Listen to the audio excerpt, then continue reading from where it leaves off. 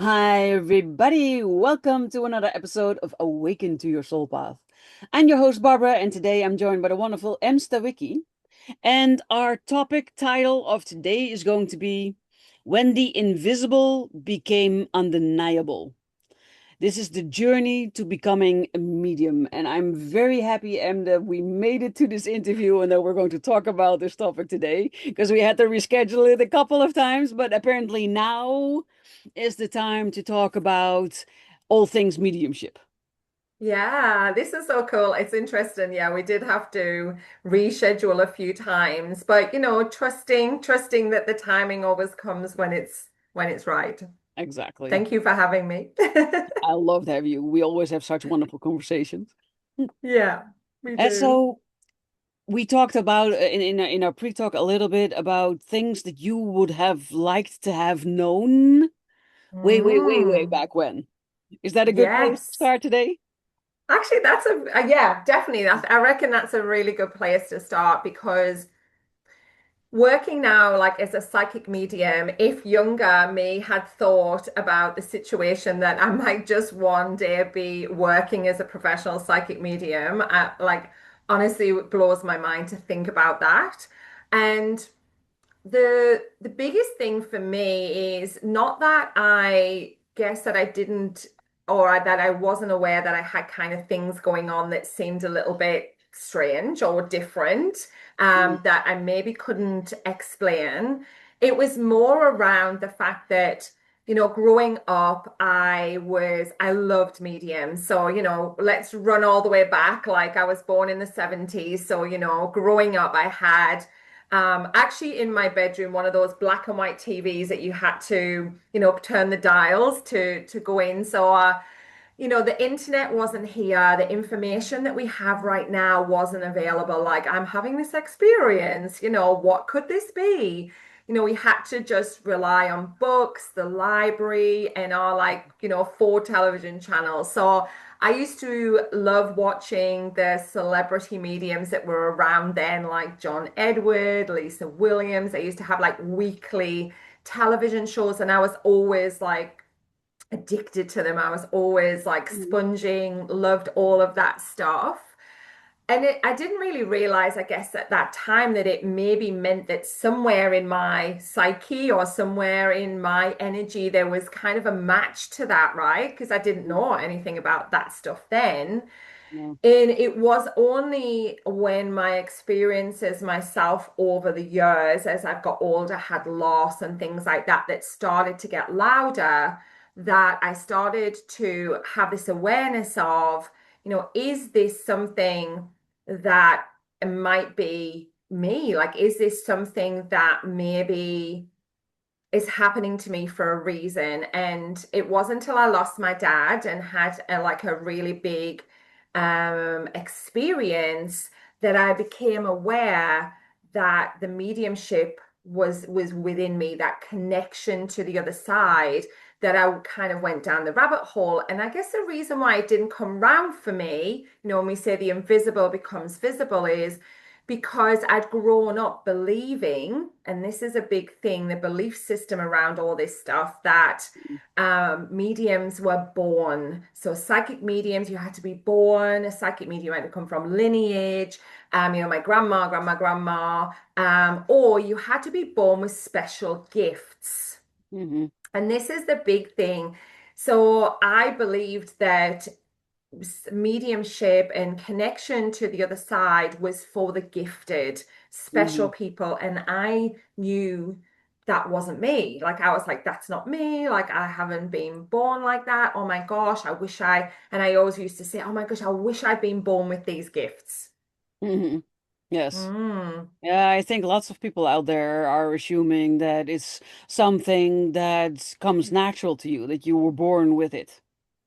Yeah, and I think this is a misconception as well. And like I do bang this drum a little bit as well because it's still like a belief, like in a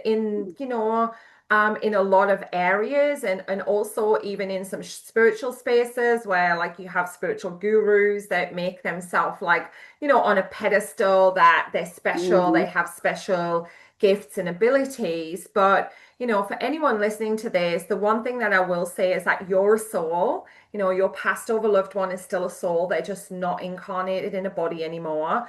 Mm-hmm. And you can communicate with them. Everyone is special. Everyone has the gift because you are a soul living a human experience. And I think it was getting my head around reversing that fact, right? Reversing, Mm-hmm. that I'm not a human having this spiritual experience. It's actually the other way around. And that's how, when I sort of opened up or I had my awakening to the understanding that everyone can communicate, it's actually just more around what's the word, like remembering, remembering how that communication happens when our loved one is no longer earthside. Yeah.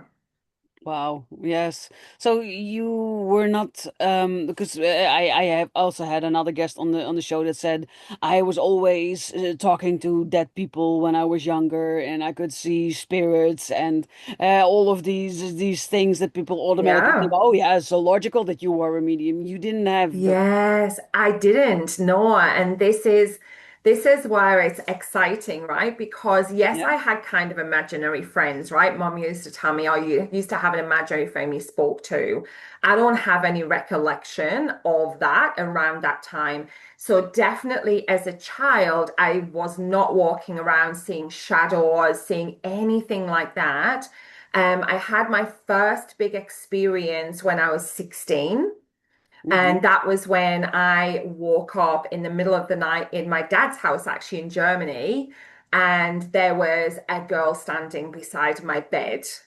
And it absolutely scared the crap out of me, to the Mm-hmm. point where I was literally under the covers, like, I can imagine at 16. shaking, Yeah. with the covers over my head. Not because she was scary, like she wasn't. She was, she looked really sweet, but like the whole experience Mm-hmm. then had me, which a lot of people understand or have had experiences of, is then we accidentally shut down our communication because we have fear, and Yeah. fear shuts that down. And it's not that we do it on purpose, it's just a survival mechanism, right? Our body sort of goes in to that sort of fight flight and is like, no, this is too scary. So I think for me, yes, I was aware that I had things. I used to call it the weird shit that happens to me, right? So the weird shit, and I still call it that as well. But the weird shit that happens to me. So I'd have experiences and like weird things happen where I'm like, wait, what? That's a little bit strange. That's a bit strange, So I didn't have really context around it. And at that time, I didn't link it either. I Mm-hmm. didn't think, oh, like this might be in my mediumship, or this might be spiritual, because I didn't believe that I was gifted. So there Yeah. was a disconnect here because of the belief system of what I'd listened to and what I had come to understand about working in this space of people that are gifted. So I think that I never really connected the two, but I No. still did I still did still have I get my tongue around that. I Yeah. was still having these kind of weird situations, but I had separated them. I hadn't linked them. Mm-hmm. Mm. Interesting. So, how did you then discover that you had this ability, or was it something you consciously decided to develop? Mm. Well, no, I didn't really decide. But I was having these experiences, and anybody that has kind of been in this space knows that the more that if you're meant to do this work, right? Because obviously this is my soul pathway. I've made this agreement sometime before I've come to Earth, and it doesn't leave you alone. So it gets louder. So for me, I was kind of always a bit like, I know, like, I think I know that you're there, but like, I don't really want to look at you. So, I was kind of avoiding, I had three small children, I had a business. So I was kind of like, I'll get to you, I'll get to you. Mm-hmm. And I think for me, it was more just, what's the word, like breadcrumbs, like little things would be popped in my lap that I couldn't ignore, like meeting someone at, the dog park and talking to her and then finding out she was a medium and just little things like that were happening. But then it was the passing of my dad, which a lot of people also talk about. A lot of people that come into my world to work with me to develop their mediumship, they get to a point where they have an experience. Generally, it's a trauma or a Hmm. loss. For me, it was the passing of my dad in Germany. So I'm in Australia. Getting that call, it's always the call that you are dreading. And, having to get on a flight pretty quickly, literally then and there, but not actually making it to the other side. So I didn't get there. Like in the space of 24 hours from the call and the travel, he was gone. And I remember thinking that I had so much that I wanted to say to him. Like I was angry. Like I was angry, but I felt guilty because I was angry. Like we had not quite a great relationship, and there was still lots of things that were left unsaid, right? And I was angry with him for leaving me. Like, oh, I can feel that now, right? And I think then was what happened was because I had all this emotion and I didn't know what to do with it, and I was in a foreign country by myself, and I was having to kind of deal with what was going on. It was a few days later after his passing that I had this beautiful experience of a huge wind chime in the Wow. corner of the bedroom in his home. Actually, Mm, the whole thing just going crazy, like no explanation, knowing that there's nowhere that this phenomenon could happen logically. But no. also, I think it was then that the anger, it was almost like the anger spilled out of me and peace came in Hmm. because there was this understanding that all of a sudden inside me that he hadn't really gone, that I was having this experience with him. I was just in a different way.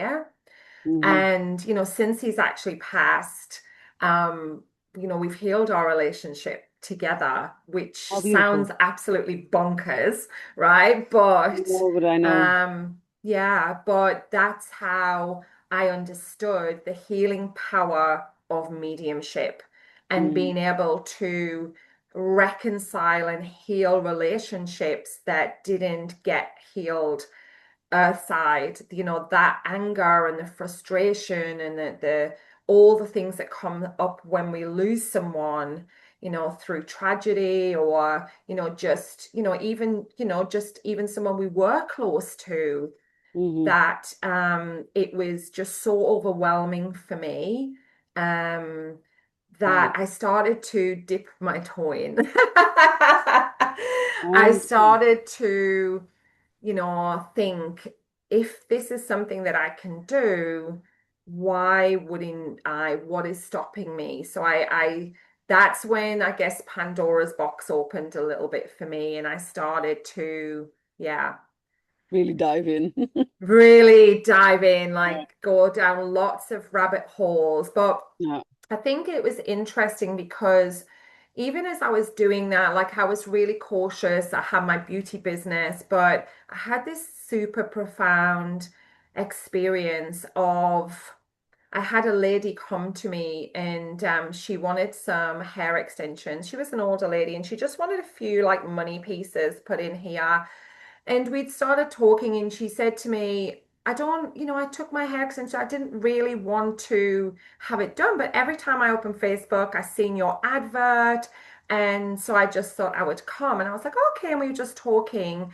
And about 15 minutes into this appointment, we were talking about children, just having a chat. And then all of a sudden, I thought I heard her say to me, oh, like my daughter is a dancer.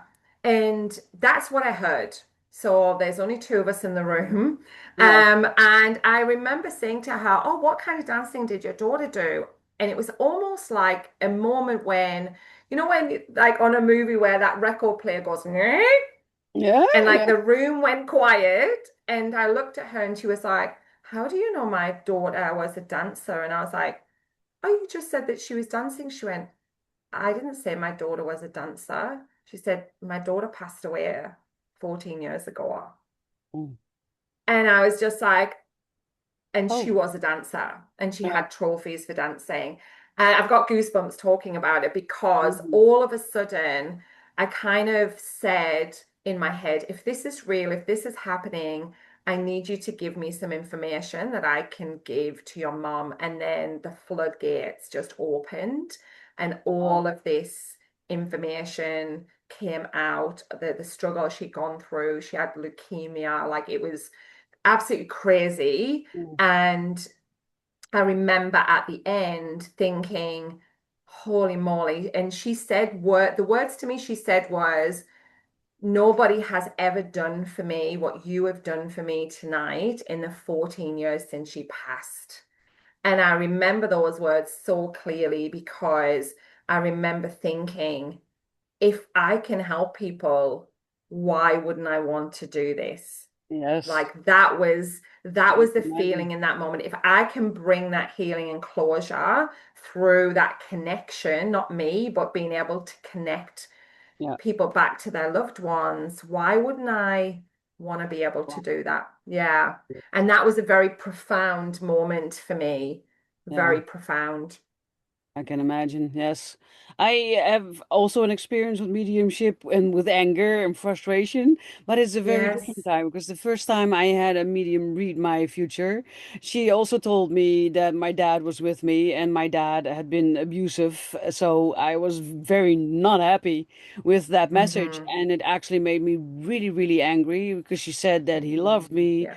that he was watching over me and that he was trying to help me and all of those types of things. And I thought, well, to say it nicely, go away. Yes. And you were not there for me when you were alive, so I don't need you to Yeah. be here right now, and just, go away, but then in more colorful language.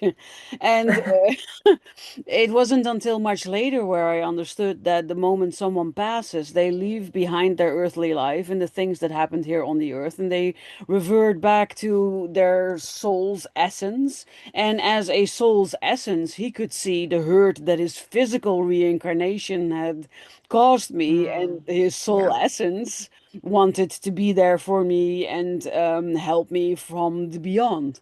But that took a Yes. lot of years. So the first time someone told me that Mm. my dad was watching over me and was always with me, I was not ready for that. I was very, very angry. Yeah. And it's interesting, actually. We were just having evoked a conversation this week on socials about, does spirit come through and say sorry? Hmm. Because some mediums believe that they don't, like they're not going to do anything different to what they would do here Earthside. Like Hmm. I don't believe that because I work in the space of, bringing that closure and healing. I think it's really Hmm. important for mediums to know that if they are bringing through sorry from a loved one, or bringing through some information, and especially if we've had a turbulent relationship with that person, is that there's context around it, right? So, it's very easy to fall into it's dad, so he loves you and he's around you, right? Like, is a medium, you've got to have discernment around that, right? Because that doesn't land for everyone. So, No. ethically, we have to be very careful. Exactly what you just said Ah. is that not every, stereotypical dad or mom would be loving and want to be around you. And like you said, you have to be very, very careful that you're discerning the information and putting context around it, because it can leave people like that should never have happened, right? You should never have been left like that because there should have been some context delivered around that situation. Mhm. And that's my belief anyway, and that's how I Yeah. teach in my mediumship. Like if I get a sorry through from a loved one and they're, or I'm aware that maybe their relationship wasn't that great, I want to bring context around that. Like at Christmas, we did a Christmas connection Mm, event, like with my students, and there was a gentleman in there that I read, and his dad, I could hear him saying, I'm sorry, but also saying, I know this is not what he wants to hear. It's too much, it's too little, too late. mhm, Right. So there was context around the fact that I want to acknowledge he wants to say this, but I also want to acknowledge where you're at, which is where you probably don't want to hear that. Right. yeah. So I think that, being ethical as a medium and understanding that we don't want to fall into the context of always being like it's all love and light and it's all Mm, beautiful. When I work in the mediumship space, and that's how I teach, is that I attract people that have relationships that need reconciling mhm. because of the way that I do work. And I think that's a really important thing, is making sure, like you said, you don't want to feel like I don't want you here, like you weren't here. I didn't want to be beside you while you're alive, so I don't want to be beside you right now either. So yeah, it's interesting, isn't it? I think there's definitely discernment there, and we have to be careful as mediums that we don't fall into that trap of believing that it is all love and light, because it isn't. No, exactly. And it can trigger, in my case, I was angry, but I was not physically Yeah, angry, but it could have also yeah, triggered a different type of anger or yeah. a deep grief, like an Hmm. emotional dam breaking. It can trigger any type of Yeah. severe emotional response, I think. Right? Yeah, definitely, because as a medium, you should be able to discern the relationship between you and him. That should have probably been brought forward. If it wasn't, it should have been. So, Hmm. a context around what your relationship was like, an acknowledgement of that on, Earth side, to bring context around why he may be around you now, trying to guide you, right? But that context has to be there. And that's really important for me ethically, when a medium comes forward. I mean, it doesn't always happen. But yeah, you should be, as a medium, you should be able to bring that discernment in of what you're needing from that connection, Yeah. right? And I Mm, think some have that naturally, yeah, and others yeah. need to learn. Yeah.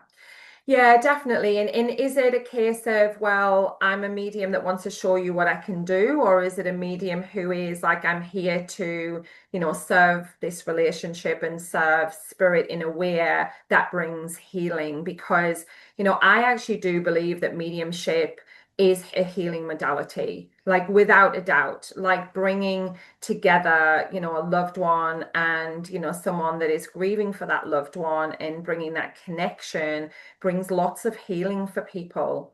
And that, for me, that's really important. Yes, I think so too. In the Mm, end, we got there, and everything is okay. But yeah, as there's always you don't know someone, and you don't know what the backstory is or how something's going to land. But I've yeah. also on the same event met another medium that just asked me lots of questions and then basically rephrased it and told it back to me and then expected me to pay a lot of money for it. And I thought, you haven't told me anything that I didn't first tell you. Yeah, yeah. And this is why mediums get bad names, right? I actually have had a reading like that also with someone. And it's interesting because as a medium, you pick it up as well. I mean, obviously, when you're tuned in, Yeah. you can see the way that it works. And mediums should never really be asking you any questions. It is like stereotypically fishing is obviously what they call it. Look, I think that for me, like teaching in a modern mediumship way, gone of the days where we want our receiver, like you having the reading, sitting and saying nothing, Mhm. because, you know, what we need just clarification as we're talking. And the reason for that, If anyone's listening thinking, no, I just want you to show me what you can do, like I don't work like that, because the Oh, spirit communicator isn't with me. Like your loved ones are with you. So in order for me to really get a good connection to them, it's the energy has to flow between everyone. So, when someone is kind of like, you can show me what you can do, it's actually really difficult for the medium to connect because there's almost this invisible barrier. Some people might disagree with me, thinking you should be able to get through that. But, a mediumship reading for me is not about me showing you what I can do. It's not no, but about me proving I can do this job. It's about me proving that your loved one is still with you. mm, Yeah. And I and think it, different context and different yeah, people think different things, right? that, but also I think for some it also shows itself in different ways. So I worked on Yeah. a psychic line for a while, and then people would Mm, call and say, "Can you tell me if I have any future with Michael?" yeah. And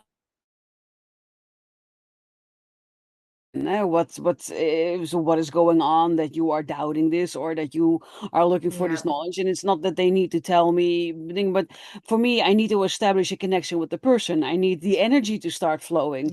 And so Yes, usually they say, tell me something about Michael. What does he look like? How did you meet? Right? yeah. All things, because not because I want them to give me things that I can use in my answer, but because I need to Yeah. tap into the energy of Michael, of you, of your Yeah. combined energy, and then feel into what is happening, the undercurrents, and able Yeah. to be even remotely sensible in my answer.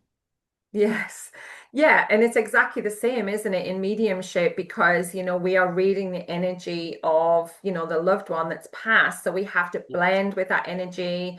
We have to start receiving impressions. And, we need to also have you included in that, because otherwise, what happens, and you see it a lot where, people are like, can you tell them that, I love them? It's like, no, they're here. That's what when I read, I want them to feel the essence of their own loved one in the room or on Zoom with us right then. And that takes you to be included in the reading.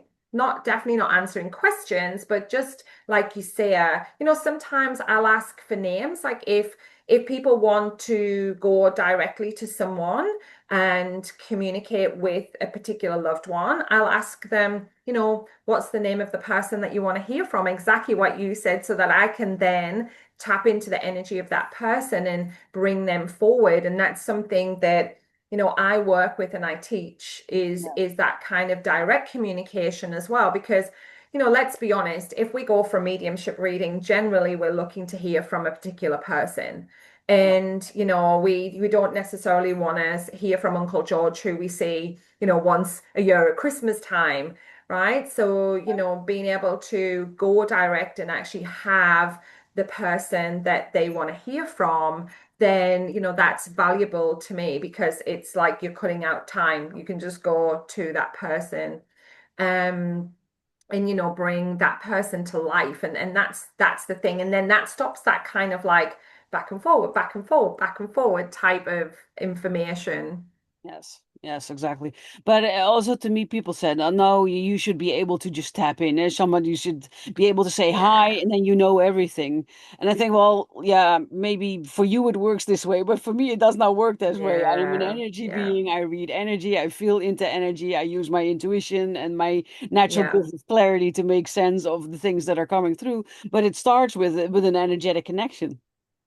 Yeah, well, everything does, doesn't it? Like if we Yeah. think about it, we were talking about this actually. I was talking about this with my students yesterday. When you go to places and you catch someone's eye or you smile at someone, or it's just that you have this energetic connection, right? So like everything is that vibrational energy, and that's how, good friendships are formed or relationships are formed, and that, and because we were talking about how as mediums as well, we often attract a, the similar person with experiences like we have, right? Mm. And because you're an energetic an energetic match to them, right? So, if you've experienced something, say for me, it would be, a dad connection that wasn't necessarily very close, that, was a difficult relationship.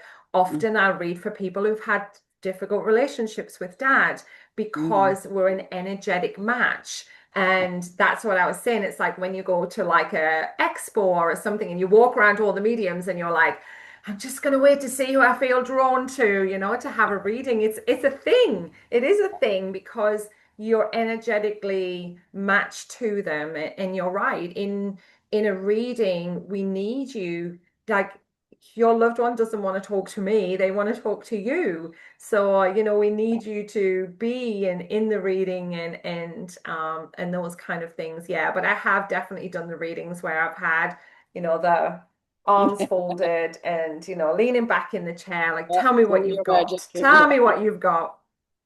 Yes, Yeah. exactly. Yeah. Yeah, so if you look back at your journey of developing your gifts, what were some of the highlights of it? Oh, some of the highlights of the journey, I guess. I think the biggest highlight for me was really uncovering the essence of who I am and going on this really deep transformational journey of me. Like if I Mhm. look at me now and I look back at me, I'm like a completely different person. Yeah. How I operate, how I move through my life, how I am as a mom, how am as a wife, just as a human being, stripping back all those layers of the humanness and connecting to people on such a deeper level in my journey has 100% been a highlight for me in respect to just understanding myself Hmm. and really stepping, and it is a journey, I guess, right? To peel back the layers of the masks that you're wearing and the things that you do to fit in and becoming authentically who you are without worrying about what anyone else thinks about you Yes. has 100% transformed my life. And I truly believe that is because I awakened to the fact that there's much more than the materialistic things that we have in everyday life. Yeah. um It's liberating, right? connecting with people on a deeper level. Like I was in a group last night and we were sitting in the room, Zoom room, and we were chatting about like angels and how we've had angel experiences and different experiences about this. And I just at the end I was like, I really appreciate you girls because this is like conversations that you just can't have in the cafe. So I think, yeah, like having those experiences without feeling like you're a little bit cuckoo or a bit weird, Mm. like and just feeling like it's actually quite normal to talk about angels, was quite fun. But I Yeah. think that those highlights of the journey is just understanding myself on that deeper level and being able to understand that everyone else as well has their journey that they're on. And I think knowing like not everybody is going to follow your journey, not everyone is going to understand your journey, not everyone is meant to awaken, and that's okay. Mm. That's all right as well. I think, when people are projecting or people, are maybe don't say nice things or whatever, I have a lot of compassion to the fact that they're actually just on their journey and they're where they are, and actually that's nothing to do with me. No, liberating, So right? Being it's able to. liberating. Yeah, absolutely. 100%. Because nothing that's happening outside of me really affects me anymore.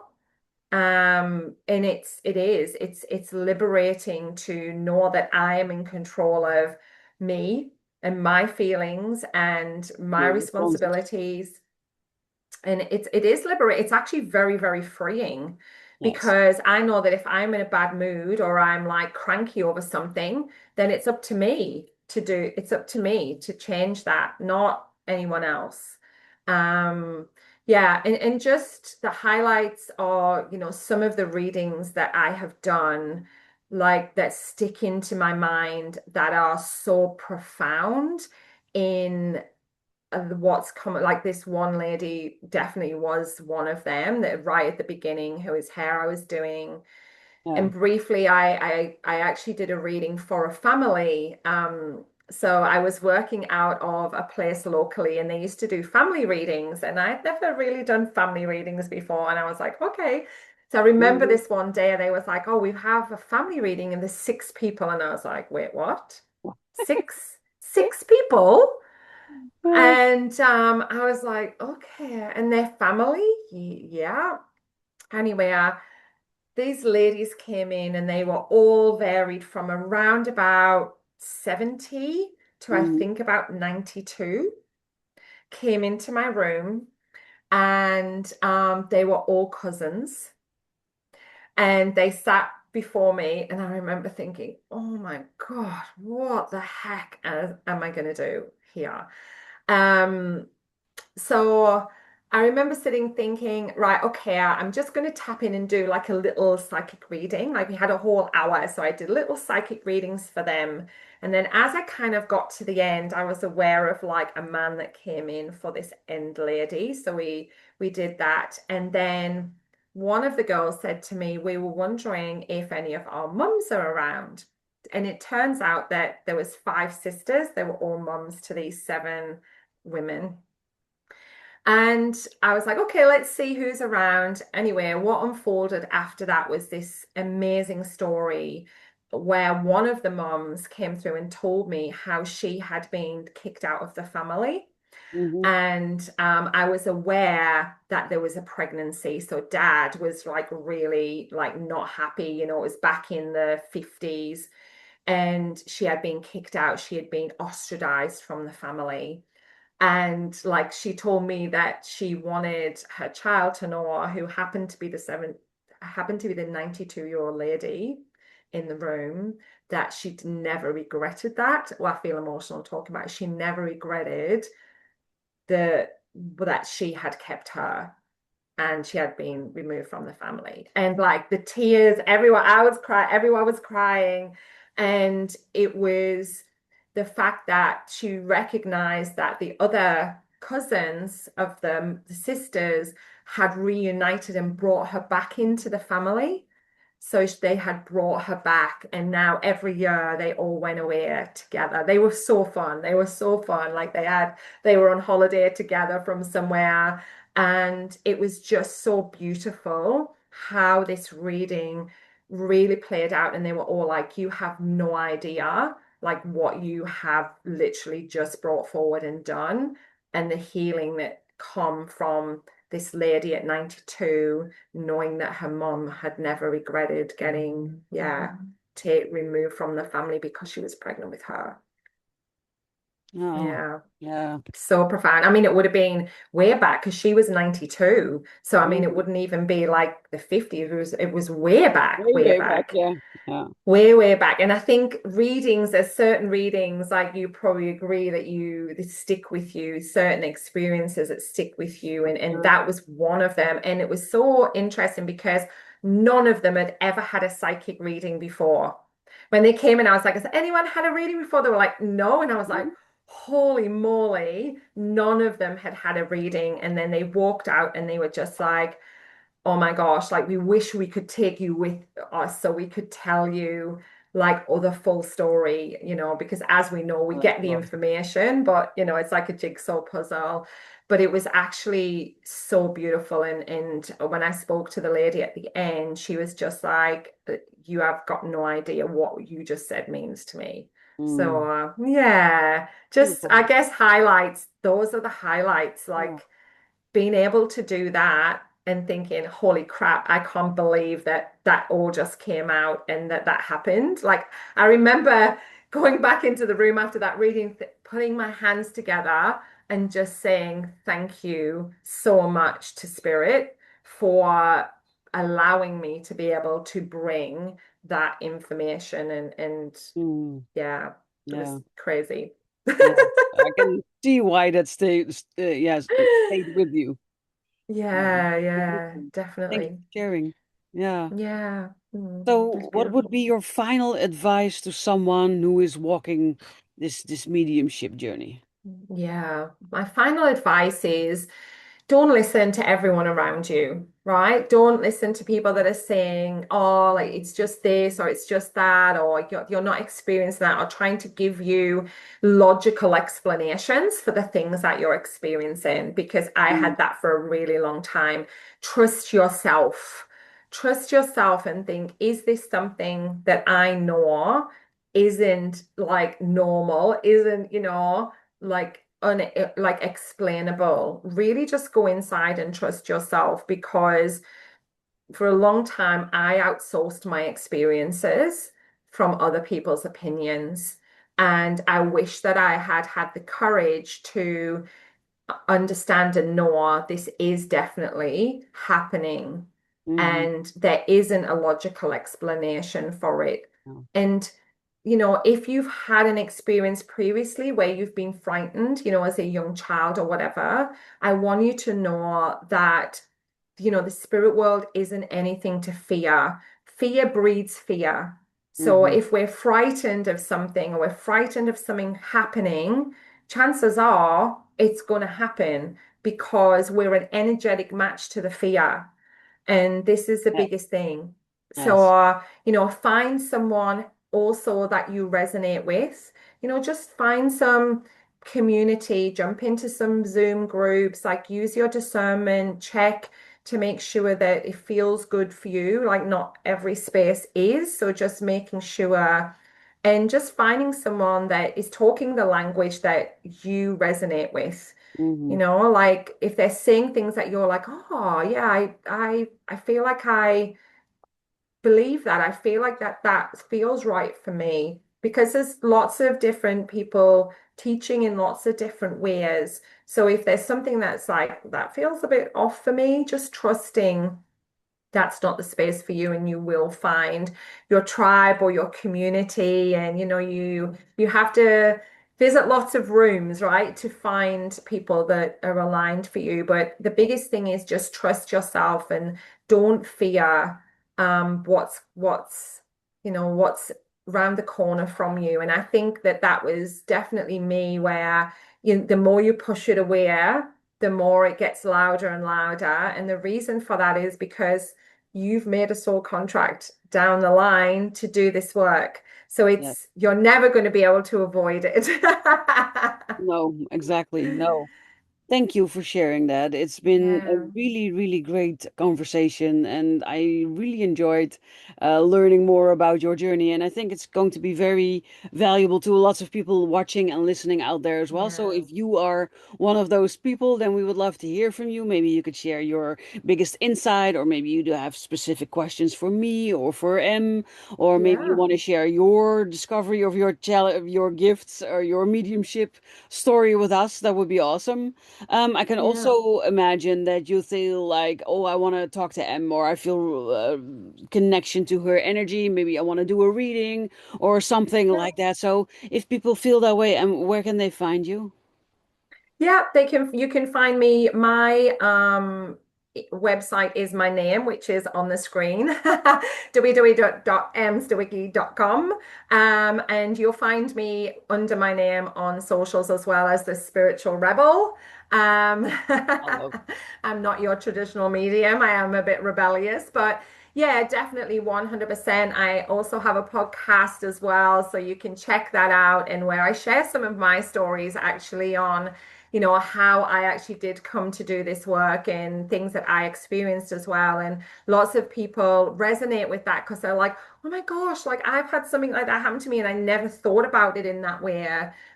So I love to be able to, show people how different, gifts and abilities come online for people as well. So not necessarily seeing dead people when we're little. It can come on later in life as well. But thank you so much, Barbara, for your time and energy. I always love to be in your company and chat with you. Likewise. Yes. So if you want to reach out to Emma, I will make it really easy. I will include any links that she sends me in the description of the video, probably below this video. You'll find my links there as well. So if you feel resonating with my energy and you want to connect further, then that is also possible. For today, I just really want to thank you again, for being here. It was a real pleasure. Thank you. Thank you so much, Barbara. Bye for now. Bye, everybody. See you next week with another beautiful guest.